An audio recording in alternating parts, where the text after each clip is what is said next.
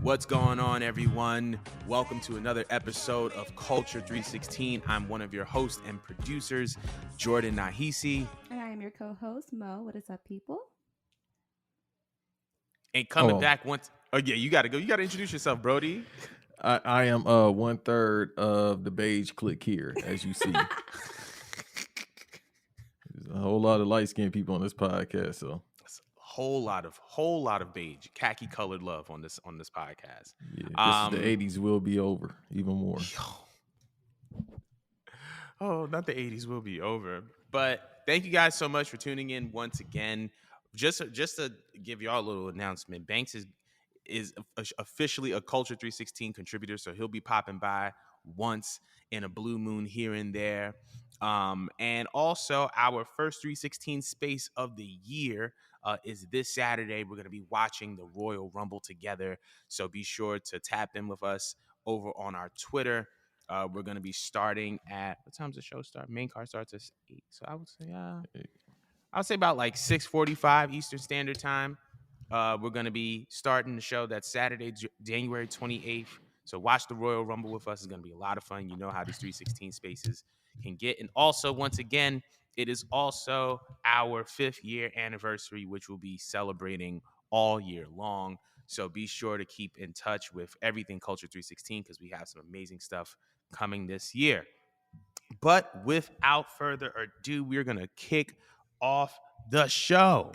So, WWE has finally unveiled the details regarding its upcoming video game, WWE 2K23, and the cover star is none other than 16-time world champion John Cena. The GOAT. All right. Apparently, the WWE 2K23 has 3 editions. It has actually 4. It has the standard edition, the cross-gen edition, the icon edition, and the deluxe edition. And if you pre-order prior to March 16th, you'll be able to have Bad Bunny as a playable character. That's not all. WWE is also having some new releases. They're bringing back GM mode, and they are also introducing some new match types, including a fan favorite in War Games. So based on what y'all have seen with WWE 2K23 and the details surrounding it, what are your impressions on the game and how excited are you guys for WWE 2K23? Me personally, I definitely want it. Like, I haven't bought a WWE game since W13, the one that had Punk on the cover. I have not bought a single one because it just was all ass, all repetitive. The graphics look like shit. The last game, I mean, they upped it a little bit, but it wasn't enough for me to want to invest in it after the whole 2K20 chaos. But after hearing all that and the fact that War Games is going to be a playable feature, that makes me excited. The GM mode, I haven't played a fucking GM mode since what? Oh wait, had that feature, so that I'm excited about. But I see a lot of discourse about the whole John Cena thing with him being on the cover. I don't really see anything wrong with it because I mean, if I was thinking about how did I want to bring this game back after all the chaos that happened over the last 2 years, wouldn't you want to put someone on the front that's going to, make even people who stopped playing WWE games a while ago or stopped watching the show actually buy it? Like, oh, John Cena's still around. Like, let me see what this is about. You know what I mean? Because then they try that same tactic with Rey Mysterio and it still kind of worked. So I feel like you kind of can't go wrong with John. But I do feel like if they wanted to give someone else a chance to have the cover, it should have been Bianca because I felt like it's been her year since WrestleMania. Maybe before that, but I feel like she's just been on a good run and she's like the equivalent of John Cena. So I'm like, why couldn't they both have shared the cover? That's just me. But what do you guys think about it? Thanks. No, you're right, because 2K Games did this with NBA 2K23 when they put Devin Booker on the standard cover and then they put Jordan on the last 2 covers. So I agree with you on that with Bianca, but trust me, she gonna get her turn. She definitely gonna get her turn more than likely next year. It's plain and simple with me. I see John Cena, I'm about to buy it. That's it. That's the GOAT. And this is coming from a dirt under your nails type dude. Like, I watch XPW. Yeah, XPW is back, people. You can watch it $5 on UPN right now. So John Cena is my GOAT besides Eddie Guerrero. That's a whole different conversation for another day. So No, that's it. So I'm spending 120. Well, actually, I got a way to get it for less than 120, but I'm gonna get that legendary edition. Hmm. That's a fact.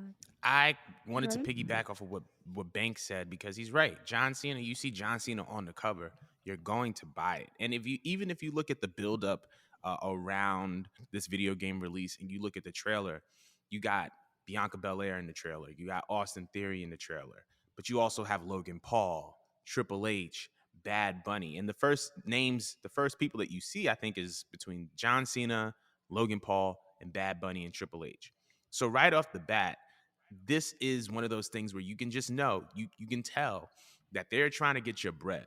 They're going to put in their superstars, the most marketable superstars, but this is one of those things where they are trying to get your bread. I think that ever since the 2K20 video game fiasco that a lot of people had troubles with because they didn't like the product ultimately, I think that because of that, ever since then, they've been trying to put more palatable superstars on the cover, people that they know will sell the game before the game is sold. That's the reason why they had Rey Mysterio last year. That's the reason why I believe that John Cena is here this year. They're going to get two covers with two guys that have traditionally sold in every aspect of WWE.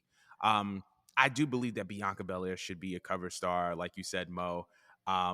However, I do believe, like Banks said, she's going to get her turn. Um, Bianca has her hands full already between her being the Raw Women's Champion, her being the number one babyface on Raw, her having the reality show with Montez Ford. So she has a lot going on. And I think that if it pertains to Bianca having a cover, it's never a matter of if, but rather a matter of when. And the War Games match, I'm very, very, very, very excited for, as well as the new GM mode. I'm just very, very excited to get my hands on this game. I was gonna also say, this is just a little side question. Which are y'all excited for more? WWE 2K23 or AEW Fight Forever, or both? Honestly, I'm excited for both, and I actually want to buy both and just like test it out. I don't expect that the AEW game is going to be as good as WWE, just because I mean you kind of have to just go through that demo era, when you first create a video game. But I feel like it's still going to be fun. It's going to be something new. It's going to be something fresh. But I do feel like they're putting a lot more effort with this 2K game, and it's going to be a lot more promising than in the previous years. I mean, especially with the way that they're promoting the shit out of this, I feel like it just has to be good. And especially again, knowing that they're having competition and the games are releasing at the same year. So that's just what I think. How about you guys? I think the AEW game for me, because I'm an Xbox user, I understand the winning side. I think it's supposed to be on Game Pass, and that's the only way you're gonna get me to pay for it. Game Pass is $1 if you use your email every month, a different email. I'll just say that. Otherwise, you're going to have to pay that $14.99. But unless it's on Game Pass or How they many giving it emails do you away have? a lot. What 21 Savage said, complex artist of the year. A lot. Yeah, I had to do that facial expression. That's the only one I could think of at that moment. Yeah, a lot. Go on. They don't know shit about rap music. Anyhow, so yeah, unless it's on Game Pass or I can get it at Zaxby's via giveaway. That's the only way. I'm not paying $70 for that. Mm. I And agree with Mo. I'm the $70 is crazy, but I agree with Mo. I'm excited for that's how both much they games. cost. And when you think about it, it's crazy. That's just OD. But I am excited for both. I would love to get my hands on both. I think it's going to be interesting to see how Cody is in 2K23 versus how Cody is in AEW Fight Forever, because I do believe that he is in both of those games. So I'm very, very eager to see how his character differs in both games. That man about to get double the checks. I'm happy for Cody. That's I'm crazy. I I wonder hope if they're gonna be so. petty about taking away like how glamorous his entrance is, because you know how this man used to steal the whole entire pyro budget of his entrance. I wonder Well, if they're gonna say now, fuck him. now, like, because they have a new set, how is his entrance going to look? Is the new set going to be in the game? You know what I mean? Like, Bro, they've been talking about this game for 2 years. They ain't updating nothing. nothing. They ain't updating nothing. Boy, they might have Marco Stun is still in the game. And I ain't seen Yeah, Marco Marco Stun in 2 Stunt. years. Marco Stunt was an AEW Dark All Star at a point, so I wouldn't be Hey, all surprised the if fans, we need to book a match. Marco Stunt versus Mo. that would be. Excuse me? Yeah, He's Marco. like what, 4'11" or something? That's I on a think step 4'10", ladder 4'11". match. Step ladder. Yeah, like what? match. That's would you say a step ladder match? Step This is ladder why we match. be I don't beefing, know. bro. That's exactly why we be beefing. He be coming out with the short jokes, the midget jokes. He just showed me the other day that he's gonna put me in the midget wrestling. What's the name of that promotion?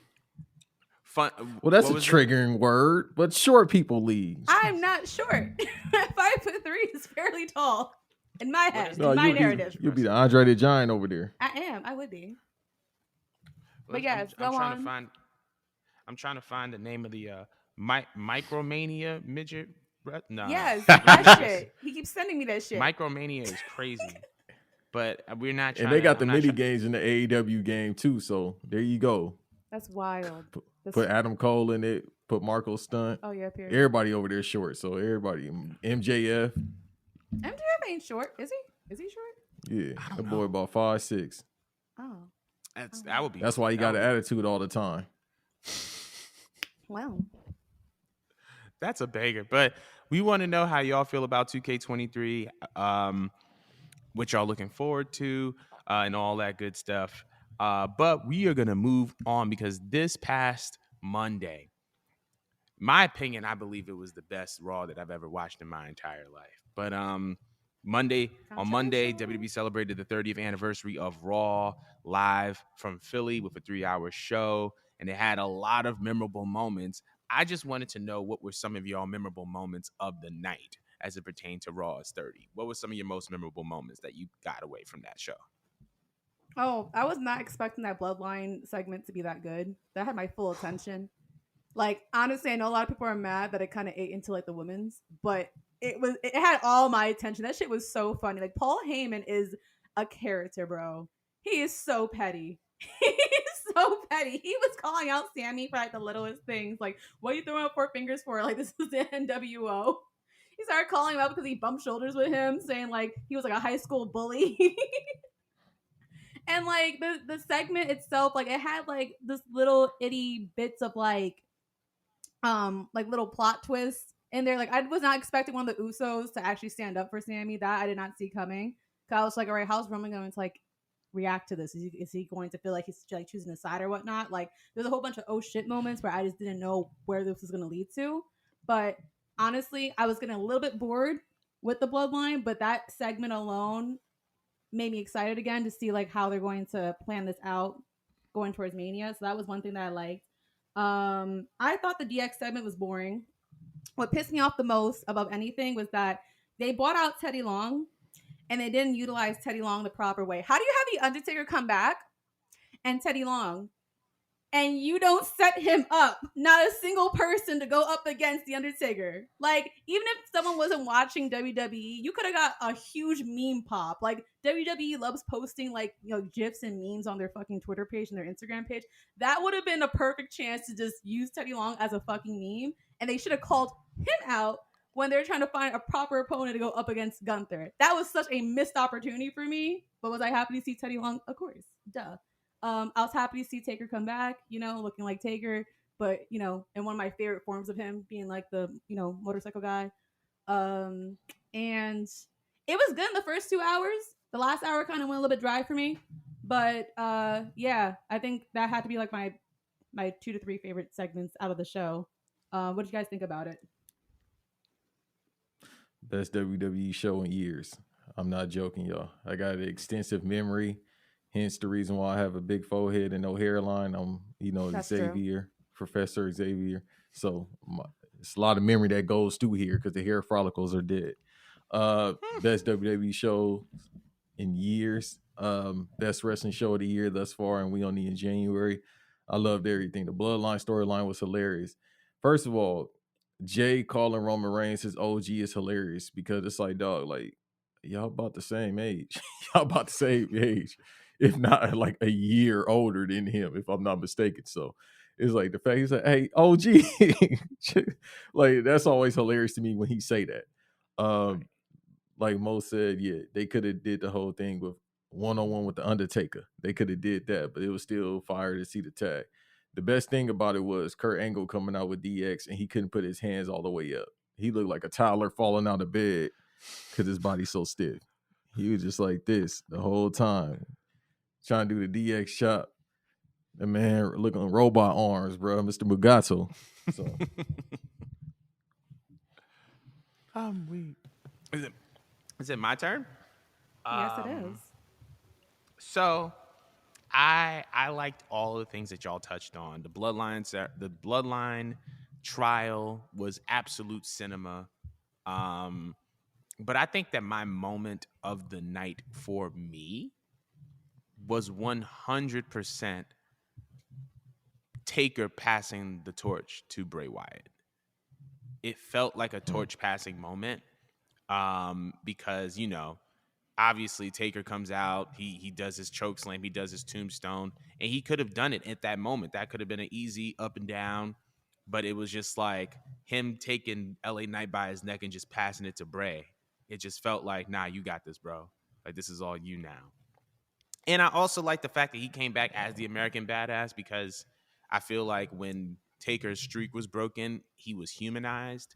And I feel like everybody just kind of knows that Taker's retired. So this is the most human version of The Undertaker that's believable, that American Badass gimmick.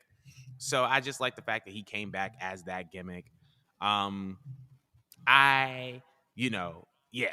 that was probably my moment of the night, that Bray Wyatt essentially just having the moment that I think was supposed to happen at WrestleMania 31. I think that was easily the moment of the night for me. It was interesting to see that even though like the bloodline segment went over into like the women's segment, I thought it was worth it.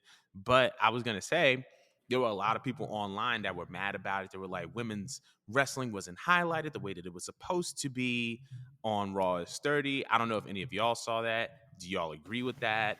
Is that something that, because that was something that I'll was be a hot honest, topic. this is so fucked up. I didn't notice it until I went on Twitter. And then I saw everyone complaining about it, and they put the hashtag that the women deserve better. I'm like, damn, am I a horrible woman? Because I didn't even peep that. Like, in my head, this show was actually fun. And I'm like, well, isn't that what matters the most? But then I understood their point of view, because they advertised it with Trish in there and a few other classic divas in there. So I think that the diva stands and all of them were expecting to see that. But at the same time, I see both sides.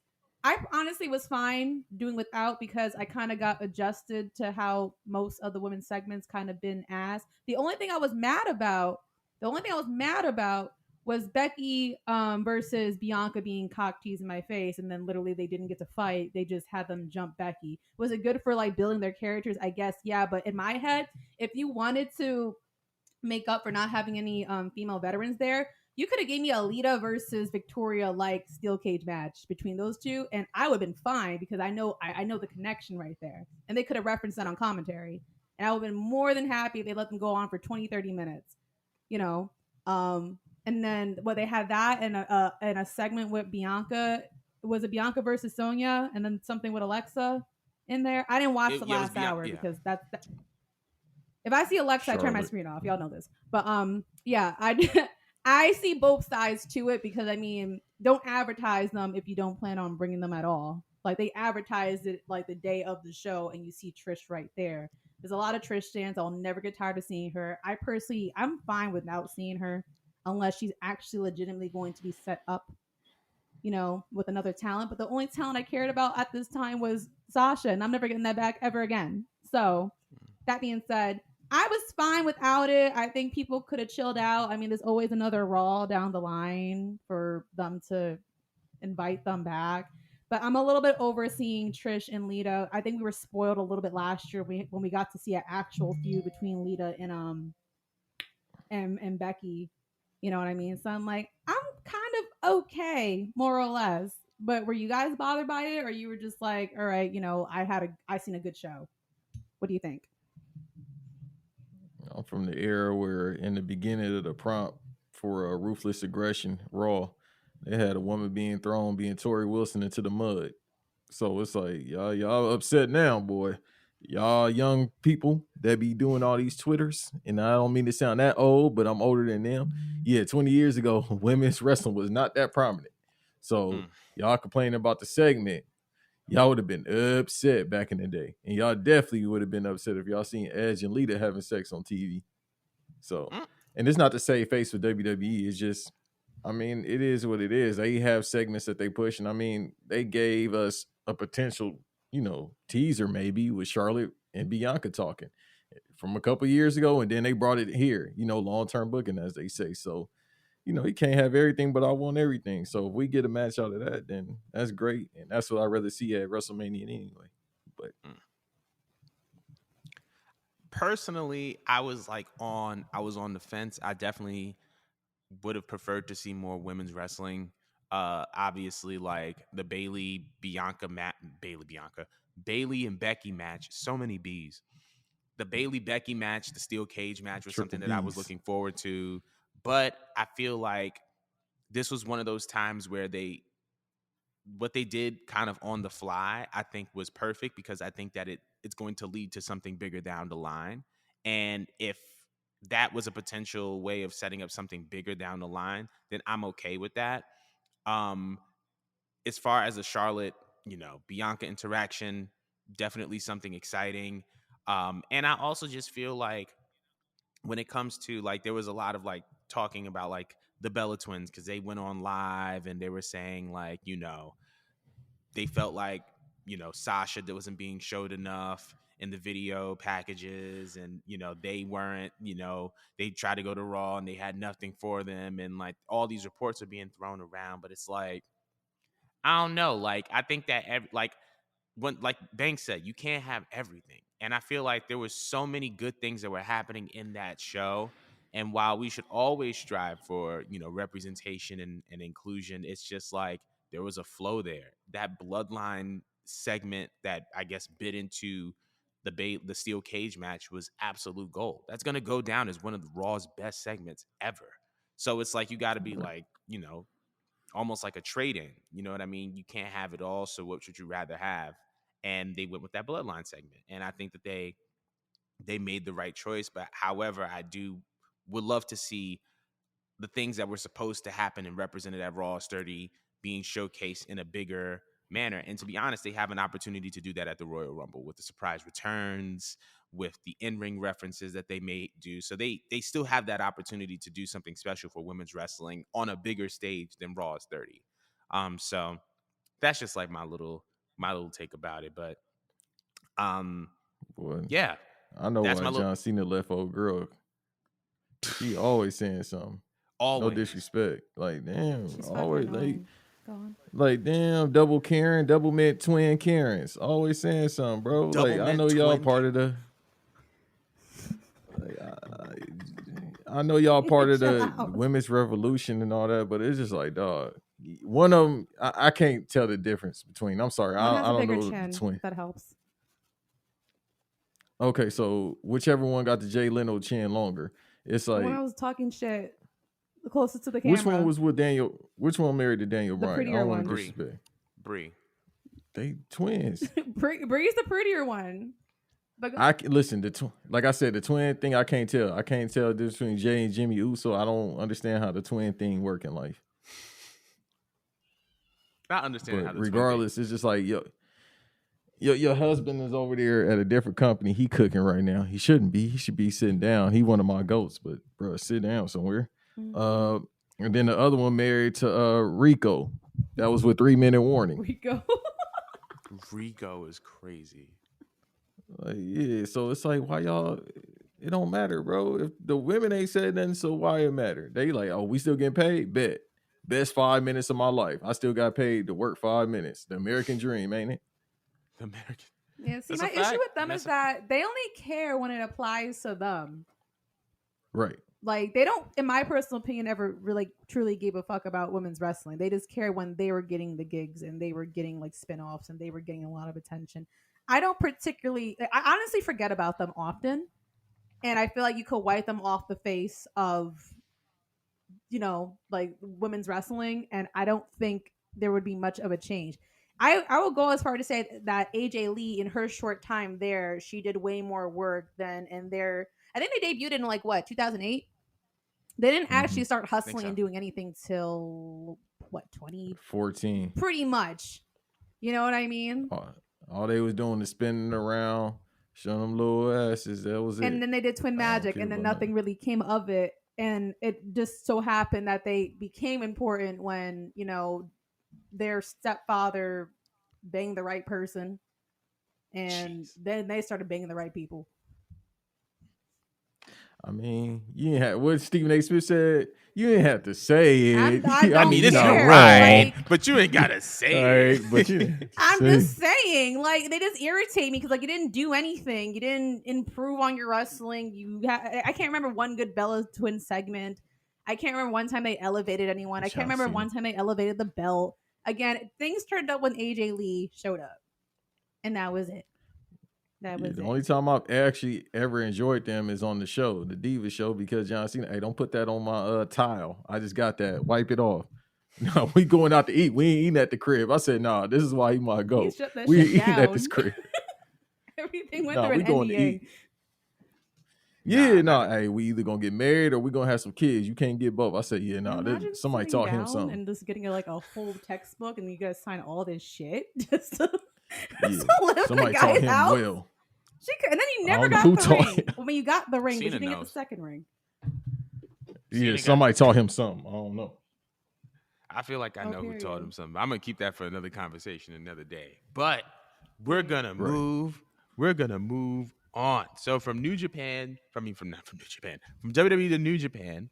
New Japan had their second night of Wrestle Kingdom 17. There was a lot of memorable matches, a lot of memorable moments, including a Jay Briscoe tribute where all the wrestlers from New Japan and I believe members of the Noah roster surrounded the ring with pictures of Jay Briscoe.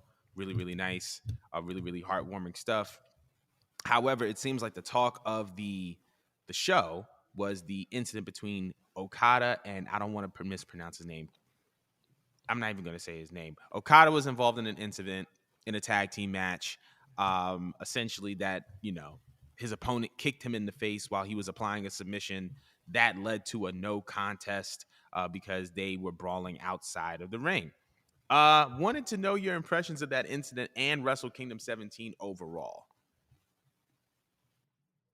Oh, that literally like took my whole attention. I was watching that shit in the gym, and like I couldn't tell because again, I don't watch like New Japan steadily. I know that they're known for stiff shots, but bruh, like he was over there in a hole, and then he hits him like a couple times, and he's just dealing with it. He's just dealing with it. He's just being a worker. Then like he legitimately kicked him in the face, and that look on like when he just looked down at his hand for a hot second, and he's like, "Yo, this motherfucker like fucked up." When he did that, I was like, "Oh shit." Like I didn't know. I didn't know if this was part of the show or not. But I'm like, security's not coming out, and the wrestlers inside the ring kind of stopped wrestling. And like you could tell that Okada was trying to dip back and forth between, all right, let me get my lick back, but then let's go back to the match because this is the biggest pay-per-view show of the year type of deal. But the other guy, his name, I'm not gonna say his name because I'm a botch it too. He just kept coming at him, and at some point, like the gloves were off, and they were like legitimately smacking the dog shit out of each other and kicking each other in the head, putting each other through barricades and tables. I was like, what is going on here? But again, like security wasn't stopping it, so I couldn't tell. I could not tell. But again, off of like context that I got from someone else, Okada had spoken down about this man in another interview, basically saying like, he's above him, that this guy doesn't mean shit to him, that like, why am I even wrestling this guy? And that guy, I guess, took it personally and just got his lick back and kicked him in the face. That was whoa. That was just whoa. And I'm surprised New Japan like let it go that far. Like I don't know how their guidelines work, but that's a pretty bold move to attack the biggest star. Like, can you imagine anyone in WWE attacking John Cena? No. No, He right? fired. Is this like a regular Off the thing that rip. happens in Japan? Because again, I don't watch the show as attentively as someone like Banks, for example. So I was trying to actually see like what's your guys' take on this, and can you guys like offer any insight if you know any more about the situation? Any of you? Yeah. So you're not supposed to do that in pro wrestling, period. Like if Mhm. you potato me, I'm gonna send you a receipt, and it happens all the time. Not so much nowadays, just because we got a bunch of Chip and Dale dancers, in these promotions. But back in the day, if somebody were to, waffle you, you give them a receipt either now or later to let them know you can't hit me like that. So they were supposed to build up the program. Obviously, that was a work that Okada did when he originally said, yeah, he's below me, but it probably was a shoot now, seeing how everything went. But it's still supposed to be a build up for a match. But little dude took it, you know, personally, and that's why he was like, all right, Okada, and he was no selling the kicks to the back. Like, all right, bro, let me put this hold on, let me sell a little bit. And it was premature for him to jump in the ring and start, kicking them. Like, you could break the hold when it's a tag match, but he immediately wanted to break the hold. If you look, and the referee like, yo, chill out. So he wanted to break it ASAP. You like, dog, you got to let him work it, work the back like he was doing, and then pause, and then come in and try to break it up. But then when he kicked him in the face, I said, yeah, bro, that's not what you're supposed to do. I don't care if we in Timbuktu. I don't care if we in space. Don't kick me in the face. That rhyme, and I didn't mean to do that. So from there, they start fighting, like the Bad Girls Club, because that's all it was. It looked like a little, yeah, they a little tussle. You know what I mean? I'm used to seeing hands, but that was like a little, little Bad Girls Club type fight. Christian was there. Dude definitely would have been obliterated. He probably would have been Falcon Punch. But if she bites you, then you might get rabies. Yeah, either way. Would y'all like to see Christian in WWE? Arkham Asylum, WWE, yeah. Put him in her. Put her in Arkham Asylum. Arkham Asylum is That's crazy. what she is. She a Batman villain. A Batman villain is insane. You're not supposed to be eating pizza like that, yo. It ain't no good pizza in the earth. All right, I love Chicago deep dish, but you don't see me up here going OD with everything, cheese and everything. That cough kills me every time. Yeah, that's all that. Hey, man, Dr. Sebi would like to have a word with her. Send her to him. Anyhow. Yeah, but it went from there. They had their little tussle, as I called it. You know what I mean? The little, I guess that's how they fight over there. I was about to say something wild, but you're not supposed to do that. So now they got a match. So everybody's about to be tuned into the match. I expect them to really, be stiffing each other. But at the same time, hey, bro, you got one good shot. He better than me. Like I said, you got one good shot on me, and after that, it ain't gonna be no tussle. I'm just gonna go for the knockout. I'm gonna warm the ribs up. So wait, is this like the go first for the time? ribs, kid. I'm sorry, is this like the first time anyone ever had a shoot fight with Okada? Because I mean, he's up there. Yeah. So I would imagine a lot of wrestlers envy him. Yeah, that's where it comes from. He's the John Cena over there. Arguably between 2014 and 16, he probably was the best in the world. Arguably, he's the Roman Reigns. He's the moneymaker. So but the New Japan, the owners are a bunch of British people, so they probably like, yeah, it's fine. But if it was the old Japan rules back in the day, yeah, that young boy would have been handled properly. Yeah, interesting. Jordan? Now it's interesting. My bad. I didn't want to interject or interrupt, but I was gonna say it is interesting. There hasn't been something like this in wrestling, at least on this level. There was a WWE show. I think it was Great Balls of Fire, right? And it was the Fatal Four, not even the Fatal Four Way, or maybe it was a Fatal Four. It was one of these shows in like 2018 where Braun was going up against Brock, and then Braun like hit Brock too hard, and then Brock just like kneed him a couple times in the face and was like, slow down. And then they kept going with the match. Oh, that was a triple threat. Yeah. I hate to cut you off, brother. That was at the triple threat at Royal Rumble. Yeah, I thought it was a triple threat. I knew it wasn't the Fatal Four because I know the Fatal Four was at SummerSlam, but I knew it was like some type of multi-man match. But you were good. You good. But like even that wasn't on the level of this, because like you said, Okada is their John Cena, is their Roman Reigns. So like there's never really been a point in time in New Japan or any wrestling company where a top star is involved in a full-blown shoot fight during a match and during technically still the biggest event of the year, right? Wrestle Kingdom is their WrestleMania. So it's like this is still their biggest event of the year. So I don't think anything like this has happened in New Japan. And to be honest, something like this hasn't really happened in pro wrestling, at least in recent memory. So I like when I saw the incident kind of unfold and occur, like I felt like that young boy went into business for himself. And he started just kind of taking things into his own hands because of what, some things that were said that may have hurt his ego. And I think Boy was out of line because we just saw Kenny Omega and Will Ospreay flesh out their personal feuds, but it wasn't on this level. It's like, all right, you give me your shots, I give you my shots, but we're still going to do business. We're still going to keep it professional in this ring and do what we got to do. Exactly. You know what I'm saying? So that young boy was, in my opinion, that young boy was out of line, and Okada had every right to smoke him the way that he did because that's just not the time. You know what I'm saying? You handle that stuff backstage, or if you hit me with a shot, I'm gonna hit you with a shot, and then we're gonna keep it pushing. But like going into the ring unceremoniously, randomly, when it wasn't your time, and essentially advancing your own personal agenda. Mind you, it's a tag team match. So Okada has a partner that he has to work with, and that young boy had a partner that he had to work with. So it's like now you leaving those two wrestlers out for dead, and now you're tarnishing their names because you decided that you wanted to take matters into your own hands because you was hurt. I think that's whack to me. That's whack to me, and that's out of line. And if I was Okada, I wouldn't even accept that match because I think that match is going to be at a Noah event. Like, no, you come into my company during our biggest event of the year, and then you take matters into your own hands and you act out of line, and now you want me to have a match in your company. That's like a reward because like I'm drawing for your company now. So it's like why I don't know.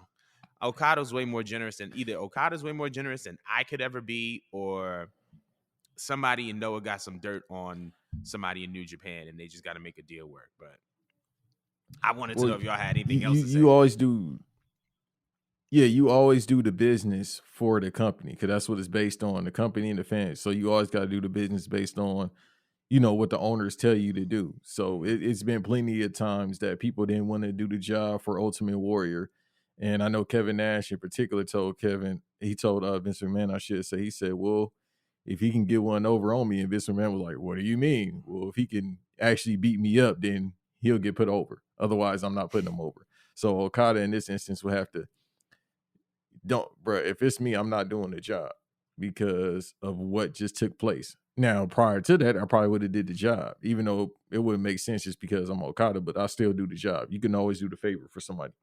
But now it's like, nah, I'm not doing the job for you. And then especially if I think you're gonna come in here and try to waff me a couple of times, and it's like, yeah.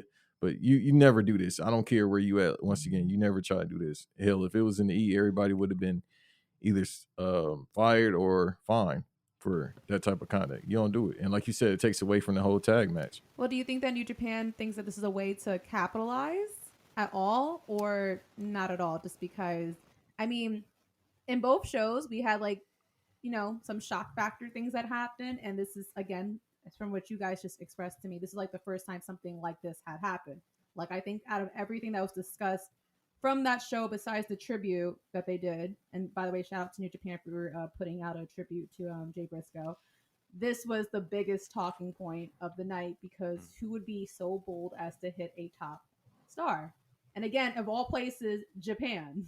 You know what I mean? So do you think they just see this as like a money grab? Like since it already happened and we let it go for so long on the show before we stopped it and they still have a match coming up, should we just milk it since now there's like that blurred line of like, was this a work? Was this not a work? You know what I mean? Fans love that. They love seeing like the blend of like, the real versus the fake. They love those mind Mm-hmm. games. So what do you think? I think it's definitely a grab at this point, but you never need to do anything like this, especially them. They never done anything like this before because they don't really go on stories. Of course, the story is involved because you got to do a build up for a match. Obviously, we saw that with Jay White and Okada. We've seen that with Jay White and others. We see that with Tama Tonga and his build ups when he was talking about the OC. So, you always got to have a build up. It's pro wrestling. You got to have some type of story. But for this, now they're probably doing it as clout chasing to a certain degree. But the match was gonna happen anyway. It's just now this is involved, so it's gonna get people to watch. But again, if I'm one of the workers or specifically Okada, it's like, hey, bro, I'm gonna tell you one time, do not hit me. That's it. That's what it comes down to. It's like no matter what you do, it's just like if we was playing basketball. If you gonna hit me with the hard elbows, all right. When you come down this lane, I'm gonna put you on the floor. I'm gonna have a hard screen for you. So same rules apply. Same thing. Oh, my bad. I didn't know if it was my if I was supposed to say anything. But I This your think show, Right? Mr. Nahisi. listen, so here's what I'll say, right? So I think that this is a grab for Noah. I don't think this is a grab for New Japan Yeah. because and ultimately I wouldn't be surprised if someone from Noah was like, hey, if you want to take it a little bit further, you can do that. Because now with this open format and open collaboration style of pro wrestling where companies are working with each other, it's one of those I give you one, you owe me one. So now it's one of those things where Noah is like, well, we allowed our top stars to do your WrestleMania, your Wrestle Kingdom.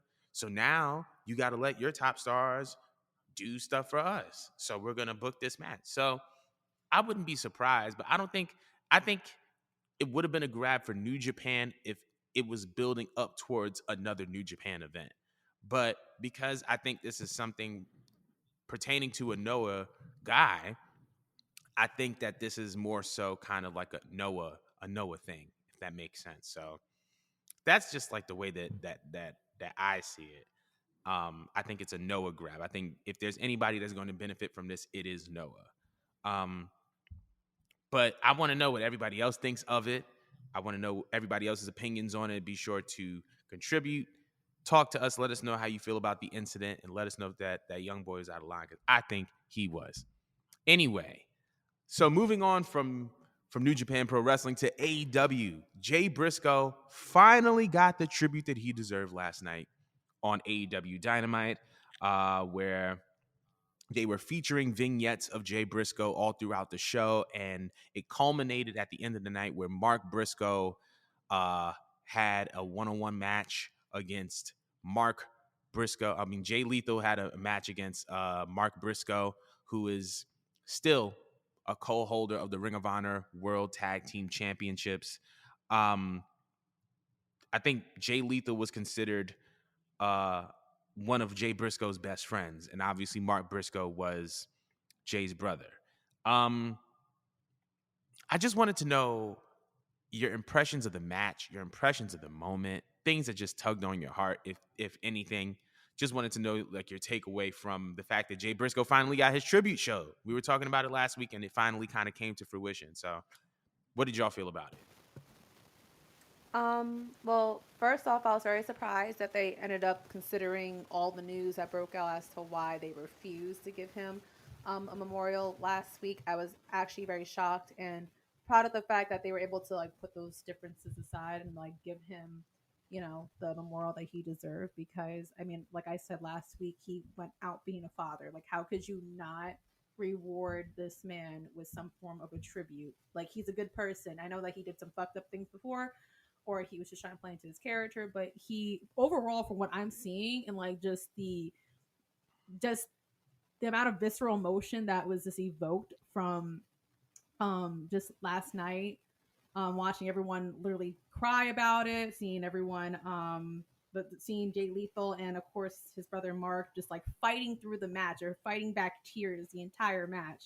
Like, he's trying to get all pepped up and he's trying to get into character, and like we're only getting like 30 to 40% of that because this man is hurt. Like, he's better than me because Mm, shit, I couldn't. I would have folded as soon as I came out holding two fucking tag team belts. That's where I started crying. The tribute already like made me like emotional, but when I saw him physically come out with two tag team belts, I folded and I started crying. I was like, bro, I couldn't. I could not.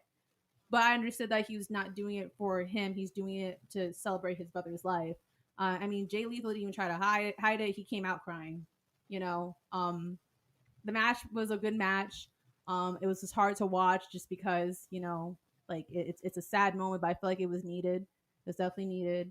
Um, yeah, man, it was a hard visual. I don't know how anyone could continue wrestling after just like such a loss, because you really identify with being with your brother as like a unit, and that was something that they took a soundbite of when it came to the video package, that they yeah. wanted to definitely go out being on top and being, like how much his brother meant to him.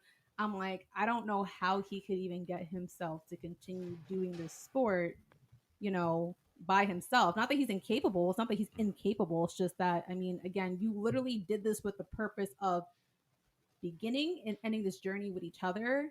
And it's so hard, man. I welted up. I cried a lot about it. I cried even when the show went off about it. It was a lot.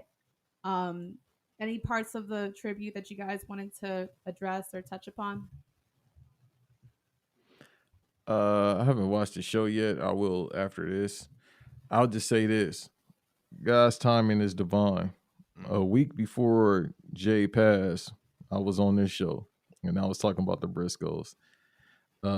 Because this hashtag good woman, great woman, I should say, want to talk about FTR. Who was that talking about? Was that you or Jordan talked about FTR? Perhaps No, that me. was you talking about FTR. Yeah, because I remember I said it's time to go in the kitchen. So Anyways, love you. So it's crazy for the past couple of months or years, but in the past year or so, I talked about the Briscoes. Came on the show. Week later, we got that unfortunate news on the Tuesday. Mark's birthday was 2 days later. And I think the day of the show, which was yesterday, day before, was Jay's birthday. See how God worked? And it's unfortunate how it works, but that's how it works. So for him to go out there, I didn't expect to see him for months, if ever, again, after something like that happens. So for him to come out and do the match for his brother lets me know everything that we need to know. Shouts out to his wife too, being Jay's wife, who said, "Hey, I could be upset about what happened, but go ahead, support this family." So it's not it's a link tree out there. Just donate to the family and you who can buy was the shirt. involved in the accident as well. Yeah, so it's just like, they raised a lot of money for Jay and his family because indie wrestling doesn't pay a lot, and obviously they have other business ventures. But now the breadwinner is gone, and people don't always consider that when the breadwinner is gone, who's going to win that bread now when you got a wife and kids? But shouts out to the wife for living by that good mantra of we good Christian people and we actually mean it, and by them actually doing something to help the family out. So the family has some money raised as well. But overall, I still don't have, to be honest with y'all, I still don't have thoughts about it. It's been a week. I really don't have thoughts about it. Hell, I don't even talk about JDF being Jason David Frank, and that was in November. So I just appreciate them for going out. In the future, maybe I have thoughts, but knowing me, I know sell a lot of things, and that's how it works. Good promo. So I think when I it do comes this. down to this whole tribute, first off, we have to give credit where credit is due. Tony Khan apparently made a very big push for this to Warner Brothers Discovery, and we got to give him his credit because he could have easily just been like, "Oh, well, we can't do the tribute show, we can't do it." But he did his due diligence to make sure that Jay Briscoe got the tribute that he deserves on the primetime television slot that he deserves. And it says a lot about him. It says a lot about his character. It says a lot about what he wants AEW to stand for. For him to have a company that's very, very big on his show, it's probably guaranteed that they're going to sign in some form of TV extension with more money, and essentially those guys giving him a set of directives and saying, "Hey, we can't do this, we can't make it work," and he finding a way to make it work in spite of all of that. So I think that we need to give him his credit because it does take a lot of patience and perseverance and persistence to do what Tony Khan did. So that's one. The second thing for me is, like you said, Jay Lethal came out there, and him and Sanjay Dutt came out there, and you could just tell it was just a different match. It was just a different vibe. It was just a different energy. They both came out with the Jay Briscoe shirts, which I definitely want to purchase. And then for some reason, you saw Jay Lethal get in the ring, and it was just like, okay. And then you heard that Reach for the Sky Boy, and it was just like, And it just like you didn't know how Mark Briscoe was going to walk out. And then you saw him just fired up with 2 belts. And it was just like, it was just a moment. And we always talk about pro wrestling and we talk about storytelling. Earlier, we talked about the bloodline. And over the course of the show, we've also talked about just other big stories. But we forget that pro wrestling is about moments. Moments, Undertaker said it earlier this week, moments define this industry. And that moment was something that is going to stay in the minds of a lot of wrestling fans for a lot of years to come. That image of him on the top rope only a week and change after his brother passed away, holding his belt and his brother's belt. And then at the end of the show, he's victorious. All of like a lot of Ring of Honor guys were on that stage. The Young Bucks, Samoa Joe, Adam Cole, were on that stage giving their support, all wearing, or at least most of them wearing that Jay Briscoe shirt. And you saw Mark at the end of the show holding up his belt and his brother's belt with RIP Jay Briscoe in the back. And once again, those moments just define wrestling and showcase the beauty of pro wrestling and showcase the beauty of the storytelling involved in pro wrestling. Um, it was very, very emotional, and it was very, very heavy, to the point where even if you weren't familiar with the Briscoe brothers, even if you weren't familiar with everything that was going on, you still felt it, and it heavily resonated with you. And I just thought it was beautiful. The match itself, the match itself was the match. Great match. It's Mark Briscoe. It's Jay Lethal. Two of some of the best pro wrestlers we've seen in the past 20 years, tag team or singles wrestlers. So the match spoke for itself. And all throughout the match, you saw shades of Jay. You know what I mean? You saw shades of Jay Briscoe. And I think that was another thing that just like took a hold of me. And I just thought was really, really interesting and dope. But man, I feel at peace with everything that happened. It felt like a sense of closure because Jay Briscoe finally got that tribute. And I feel like because there was a moment of celebration of his life, I feel like, it allows the fans to grieve and be able to move on. You know what I mean? I'm really, really excited that that moment happened. So those are my thoughts and impressions on the match. Did y'all have anything that y'all wanted to add before we move on? That was well said. Uh, I'll say this real quick. For all the stuff they say about Tony Khan, him being a dweeb, and this is just not Tony Khan, just people in general. This society we live in right now. Uh, when you do something right or you do something good, nobody's saying nothing. But as soon as you do something else that people don't like, and even if you just made a mistake, or we all human, we gonna do certain stuff. We all do, what I mean, weird stuff, so to speak. But when you make a mistake or you make a mental lapse or whatever you might do, that's when people want to jump on you. But for all the wrong that people say he do, whether it be booking or etc., picking all these wrestlers up, they ain't saying nothing about what he doing right now. They ain't saying nothing about the stuff that he tried to do for these workers. And that's just where we at in this society, specifically America today. So that's all I got to say about that. Am I defending anybody? Am I trying to get a job? No, I ain't like a lot of these dorks on Twitter trying to get a job with the E by defending somebody that probably has no clue who I am. But I'm just saying what's real. Mo, you had something to say? No, I mean I agree with exactly what he just said because I didn't see any praisal now that I think about it for Tony. Yeah.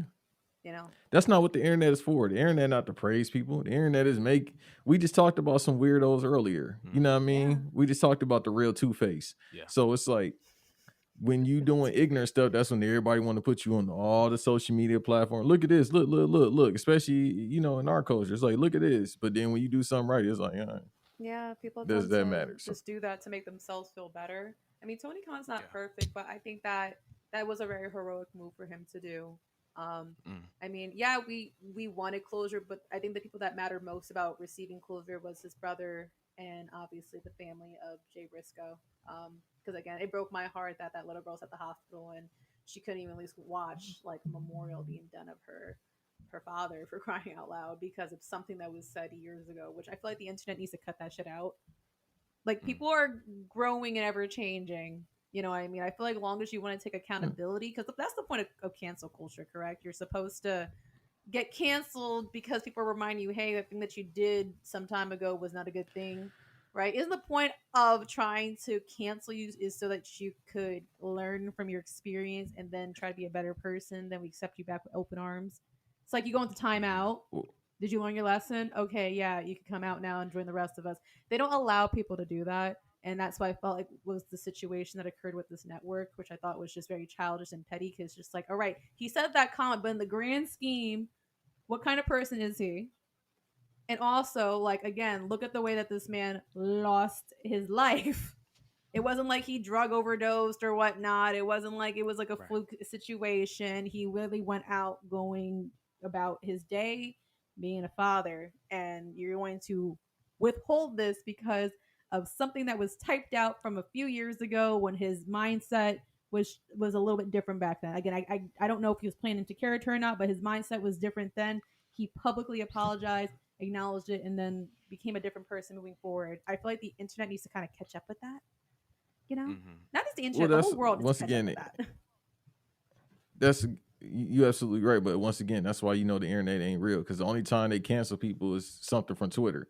It ain't something they said publicly. It ain't something they said at they work. And for the most part, hey, you can say whatever you want. Hey, bro, go ahead, clock in for me real quick. Yeah, you believe in all that stuff Kanye saying. Go ahead, clock in for me real quick. Make sure you move them boxes. And then the people that try to cancel you more times than not, or cancel whatever the case that is, it's like, all right, man, look, go ahead, start your shift too. Go ahead, flip them fries over, bro. That you up here on the internet talking about. And y'all people, this is a side note. Hold on, I'm sorry. We're gonna get to the show. All y'all that's been talking about all this dating Twitter stuff, hey, I wish nothing but the worst for you. I'm sorry. You gotta let that hurt go. I want you to go ahead, pick them boxes up, and place them right there. Go ahead, put them over there. All right.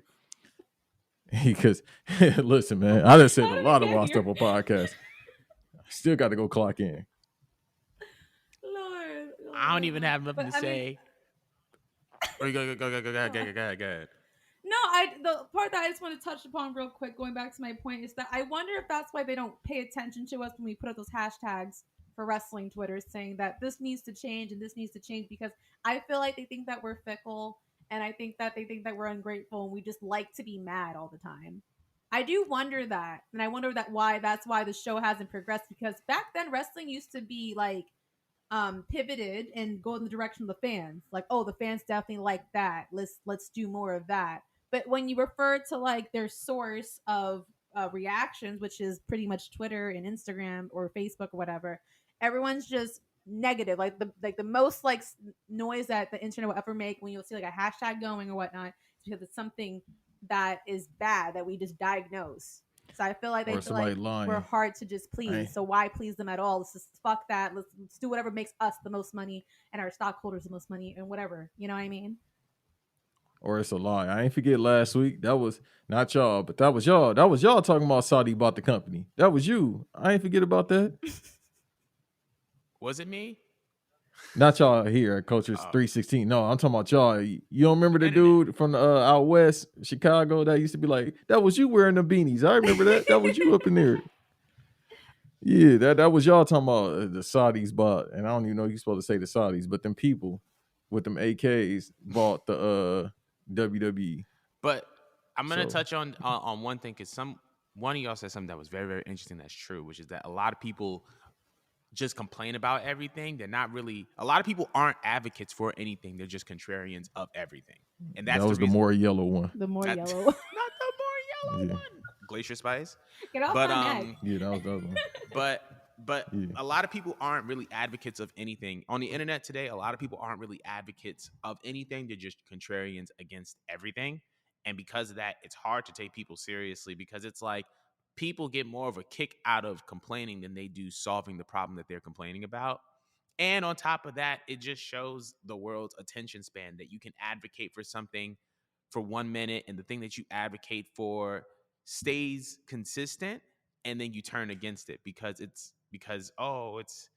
this person is this, and this. And it's just like, but that's the reason why you wanted them to win or succeed is because of this, and this. Now you want to go against them for the same thing that they've been consistent for. So a lot of people aren't really advocates of anything. They're just contrarians against anything because people like to complain. Because when people complain, it adds character and nuance to their lives that they wouldn't have otherwise. But this could be a whole other podcast. But we're going to move on to the Royal Rumble.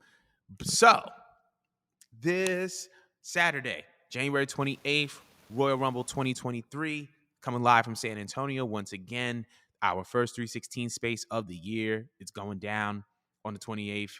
So y'all make sure that y'all are there. But we're going to go through these little match predictions real quick. So first match is Bray Wyatt versus LA Knight in the Mountain Dew Pitch Black match. Who do y'all got? The fuck is a Mountain Dew Pitch Black match? Listen. A great match by a great beverage. Shouts out to Mountain Dew. I'm weak. But who do you think is going to win that? I don't care who it goes to be honest. I'm assuming they're still building up Bray Wyatt. I don't know. He trick y'all. Wait, what? That's why they trying to build him up. He been back since October, man. Bray Wyatt trick y'all. He haven't done nothing. At all. He trick people. He run around doing a bunch of nothing. He ain't even got the mannequin head no more. Pretty much. Honestly, I mean, I want to see a little bit more about this LA Knight guy because everyone keeps hyping him up, and I don't really know nothing about him. You don't know about LA Knight? Really. Come on, how you not know about? Yeah. You don't know. Second best talker in the business, if not number one. I mean, him and Ricky Starks. Yes, Ricky Starks. But yeah, now I'm like, I want to understand why everyone likes him, so I want to see him do what he does. So I'm gonna go with him. He could work, but if it was 1985, he'll be the champion. Or 1992, he'll be the champion right now. Really? Mm-hmm. He got the WWE look. That's the main thing. But he could talk. You know about him. What do you mean? Who? Yeah. Him?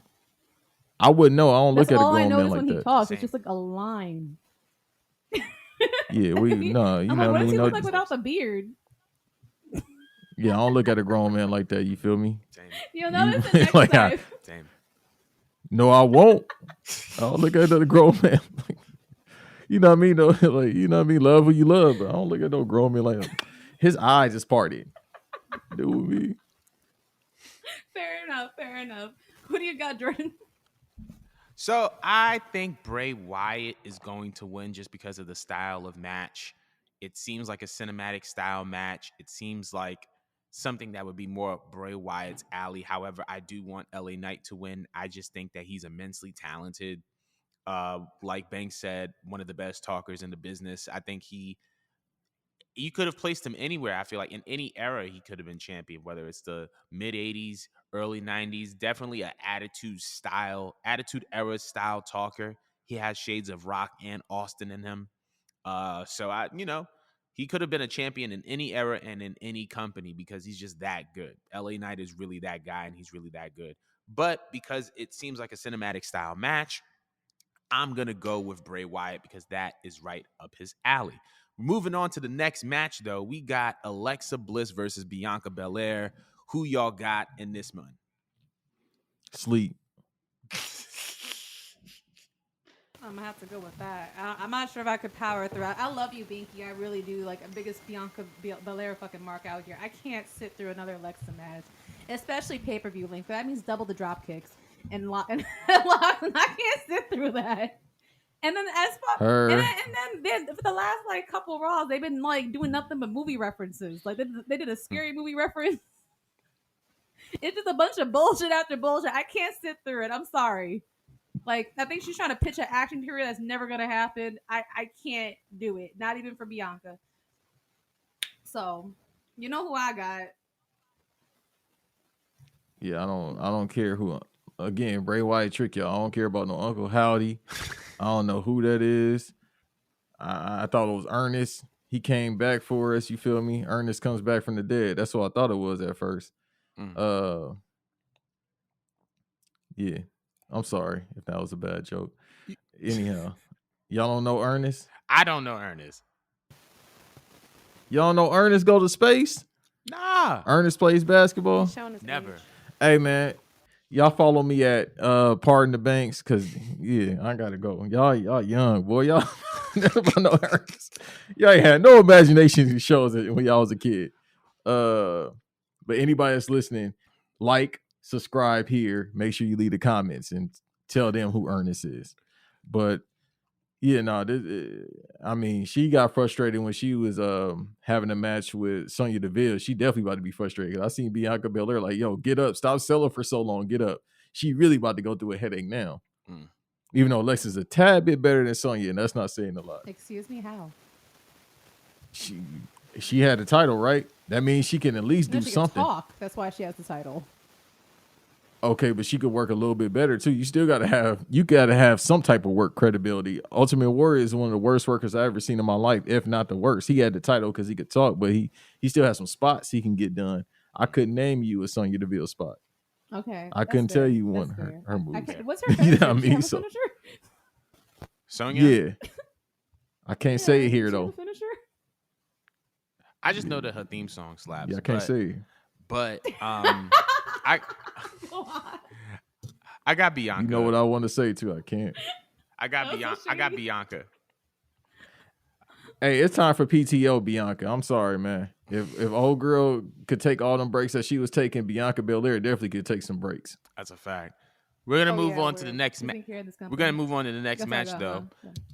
Kevin Owens, Roman Reigns, WWE Undisputed Universal Championship. Obviously, Sami Zayn's going to be involved. Apparently, there's some 3 times test. Sorry to cut you off, Jordan. 3 times at a Royal Rumble. 2017, 2021, and then now, if I'm not mistaken. Yeah. No, Kevin Owens needs to win this. I like Roman Reigns. I love everything that he's doing, but I feel like there's so much more you could do with Kevin Owens. Like, there's so much more you could do. Are you shaking your head? You don't agree? Because he ain't going to never lose them titles. He needs to lose at least one. You know why? At least one. We'll get to it with the Royal Rumble, but I'm telling y'all, he's not going to lose them titles. He's going to get a Bruno Sammartino run. And then I'll tell you why when we get to the Rumble. All right. Jordan? I was going to say, wait, Banks, who you got, though? You got Roman. You just essentially said it. But. Are you present? You think he's going to lose the Canadian Bacon? I like Kevin Owens. The fact you just call him Canadian Bacon is crazy. I got Roman Reigns. However, I am very, very interested to see how Sami Zayn plays a role in this ultimate test that they've been building up. But moving on to the 2 Rumbles, the Women's Rumble and the Men's Rumble. So, who do y'all got as going to be the woman who wins the Royal Rumble this year? I still want Naomi to come back and win. That would be the only way you can make up for last year at all. I don't want to see any old timers, to be honest. I'm kind of over the old timers. They can bring back NXT people. That's fine. If you want to put in NXT people into the Rumble, that's fine. That's effective to me. But I think that the only surprise I give a damn about is Naomi coming back and Naomi winning her pay-per-view, because this is her pay-per-view. Like, it's so weird that it's kind of like the Kofi effect. Like, when you watch the Royal Rumble, you think, oh my gosh, what's Kofi going to do this time? You get the same excitement with Naomi, and she keeps putting on like star-studded performances. Like, that whole thing that she had in 2021 with Bianca was fire. They need to run something back. I want to see a bunch of callbacks with Naomi, and I also want to see her come back as a heel. That would be great. I would love that, actually. So I want Naomi, and I feel like Cody has to win the Royal Rumble. That, or he needs to be number 2 and he gets sabotaged. Just because they built him up with that video package, it would only make sense if they try to paint it out like he is going to win or like he is going to win. Like, it's one or the other, but he has to be like last 2 people standing. I don't know who else besides Cody, because I mean, what are you gonna do? Run back something with Seth? Like, I don't know who else would make sense. Seth already won a Royal Rumble, didn't he? Did he? Yes, no. I can't remember if he did. But yeah, no. Nah, he never my did. choice is Cody. Mm-hmm. If they give it to Seth, it'd be petty. Come like, go ahead. Yeah. Banks, who you got for the Women's Rumble and for the Men's Rumble? The women's probably Rhea Ripley by default. That's what I'm saying. It's like the women's one is by default. It's gonna be Rhea Ripley. I feel like you know, if Ronda Rousey wasn't so trash, then Bianca Belair could have came back and won it. Then we get that match that I want, which is Bianca versus Charlotte at WrestleMania. But she was so trash that they had to hand the belt over. You feel me? But you know, I'm like I said, Monday they gave a little teaser. They ain't do that for no reason because they done that before on NXT, saying you don't even go here. So hey, let's see what happened. Otherwise than that, I don't know with the women's, the men's, it don't matter. Like, bruh, that's what I'm saying. It's like, and that's what I was about to say a couple minutes ago. If we have to keep figuring out, is it gonna be Sami Zayn? Is it gonna be Cody to beat or go against Roman Reigns at WrestleMania? That means Roman Reigns is gonna go over at WrestleMania. Because can you see either of them taking over Roman Reigns at this point? And they said months ago, it's got to make sense and there's got to be somebody. Cody Rhodes is a draw, yes. He's probably the biggest babyface in E when he comes back, if it ain't Seth Rollins. But, dog, he ain't taking no title off him. And this show ain't Sami Zayn. Like, Sami Zayn taking off, that would be a huge surprise. So, I don't know. Whoever win, they're going to go against Roman Reigns and probably lose. The only other person... Now, I'm going to say this, and then, you know, we ain't going to stay here too long. Hey, bro, whoever started that rumor years ago about Dwayne coming back, this is why, hey, man, you can't trust nothing on Twitter as it relates to wrestling. Because whoever started that rumor, they started a rumor and said, oh, The Rock coming back. The Rock never said he was coming back. So people like, oh, The Rock ain't coming back. He never said he was going to come back. Right.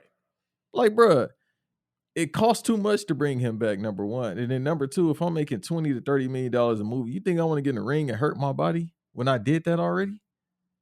For a match with Roman Reigns? So what? It could put him over? Nah, bro. I'm too much of a liability for the studio. So, and then there was another rumor that just came out that Stone Cold versus Roman Reigns happened. That ain't gonna happen. That'd be fire, but that ain't gonna happen. So, I don't know, man.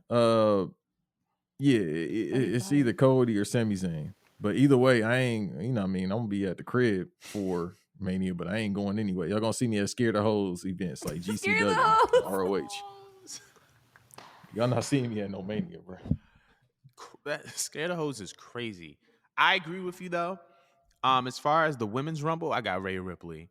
I think that her being asserted in a lot of these storylines where she's the most dominant in a group of men should show you how she's going to be presented in the Women's Rumble. So I definitely see her winning the Women's Rumble, and I feel like she's been owed a title match since SummerSlam, but obviously she was injured. So I feel like they're going to make her win the Rumble, and then she's going to win the title at Mania. Hey, question. As far as who she wins, could put all the women. Do y'all think that they're going to like ever use Rhea Ripley and pull like what they did with Nia and have her like interject into like the men's match? I would actually she enjoy could that put the more. men on her back and the women. I would. Right? I wouldn't mind seeing that. I could see her doing that Physically. actually. I feel like they had to have her do that. They keep teasing that she's going to fight a man. And I could get like she's her already with, had like, an the CD intergender finisher. match. Yeah. Sorry, y'all were She's going to already- say something before I cut you off. You're good. Nah, I was just saying she's already been in an intergender match, so I wouldn't be surprised if she were to be in that position. Also, I think that it would just be entertaining. Like, imagine if she wins the Women's Rumble, comes back, and is like, and makes it to like the final four of the Men's Rumble. That would elevate her so much. You know what I mean? Like, she's not just top woman. She's What like, if she tags in for Dom? that I can actually see happening. Like they jump Or Dom and like- she's just like, "Oh, I'm gonna go in for him." That's I a can good way see to that set it up. happening. I would love to see Ray jump Dom, and then Ray goes in for Dom. That would be hilarious. Yeah, But as far Yeah, I could get with as that. far as the Men's Rumble, I got Cody off the rip. I don't think they're doing all this teasing for him to just come second place. So that's my WWE girl would do for that. winning is Rhea, and my guy for winning is Cody. Triple H ain't forgot. That's the whole thing that people don't remember. I'm like, bro, people talking about, no, he buried the hatchet. How you know? This dude was petty against Rene Dupree. How y'all Oh, know? I forgot about that, man. Is that the one that came out with the poodle? Yeah. Not the poodle. La Resistance. Shouts out to his Rene podcast too. Dupree? He actually has a I good didn't even know podcast. that. But- yeah, I'll send it to y'all. But the thing is, he be having Paul London on there. It's fire, but it be 3.5 hours. I'm like, yo, I can't do that. I ain't got that much time in the day, big fella. That's a fact. Great podcast though. But anywho, that concludes episode 27 of the Culture 316 podcast. Thank y'all so much for tuning in. Hope you guys can join us for our first 316 space of the year for the Royal Rumble. Banks, thank you so much for coming by once again. Hopefully we see y'all Saturday. And if not, we'll see you guys next week. Have a good weekend, y'all. Bye.